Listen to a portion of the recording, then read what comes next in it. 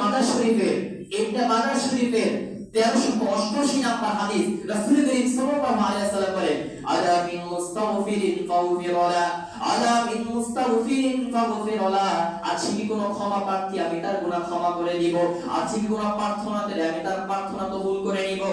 আমি আল্লাহ তাআলা প্রতিদিন চেষ্টা করি আমি বান্দার নিকট পড়ি আলা মিন মুস্তাগফিরিন ফাগফিরলা। আমাদের আল্লাহ তাআলা প্রতিদিন আল্লাহ তাআলা প্রথম আসমানে আসেন, এসে বান্দাকে ডাক দিয়ে বলেন ও আমার বান্দা কার কি চাওয়ার আছে চাও, আমি আল্লাহ তোমার চাওয়া কবুল করে নিব, আমি আল্লাহ তোমার প্রার্থনা কবুল করে নিব।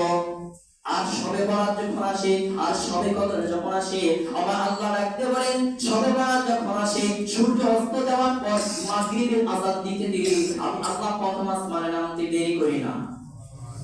প্রথম আসমানে নেমে এসে আমি কি করি, আমি আল্লাহ সেই প্রথম আসমানে নামার পর সূর্য অস্ত যাওয়া থেকে নিয়ে সূর্য উদয় হওয়া পর্যন্ত, ফজর হওয়া পর্যন্ত আমি আল্লাহ বান্দাদেরকে ডাক দিয়ে বলি আলা মিন মুস্তাগফিরিন ফাগফিরলা আলা মিন মুস্তাগফিরিন ফাগফিরলা।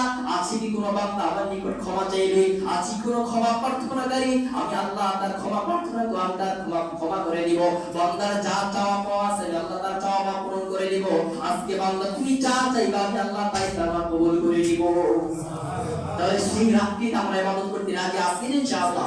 আজকে শবে বরাত রাত্রি বেলা আমরা যতটুকু পারি আল্লাহর নিকট ক্ষমা প্রার্থনা করব। এখন প্রশ্ন হলো শবে বরাত কত তারিখ? প্রশ্ন জাগে না? শাবান মাসের 15 তারিখ। কত তারিখ? শাবানের 15 তারিখ। আচ্ছা আরবি মাসের দিন আগে আসে না রাত আগে আসে? হ্যাঁ সবাই বলেন রাত আগে আসে। কখন? রাত আগে আসে। তাহলে মঙ্গলবার সারা দিন থাকবে 14 তারিখ। মাগরিবের সময় সূর্য অস্ত যাওয়া থেকে শুরু হবে 15 তারিখ। তাহলে মঙ্গলবার সারা দিন যাওয়ার পর মঙ্গলবার যে মাগরিবের আযান দিবে সেখান থেকে শুরু করে সারা রাত পর্যন্ত শবে বরাতের রাত। বুঝে আসছে? বুধবার দিন হলো শবে বরাত। বুঝে আসছে? তাহলে মঙ্গলবার আমরা রাত্রি বেলা সবাই ইবাদত করতে রাজি আছি ইনশাআল্লাহ। এখন প্রশ্ন হুজুর জানলাম কত তারিখ কোন দিন, কি করব সেই রাতে আমাদের ইবাদতের পদ্ধতিটা কি হবে? ইবাদতের পদ্ধতি হলো বেশি বেশি করে কোরআন তেলাওয়াত করা, বেশি বেশি নফল নামাজ পড়া, বেশি বেশি জিকির করা, বেশি বেশি ওই রাতে বেলা যে নেক কাজগুলো আছে নেক কাজ করা। বুঝে আসছেন ইনশাআল্লাহ?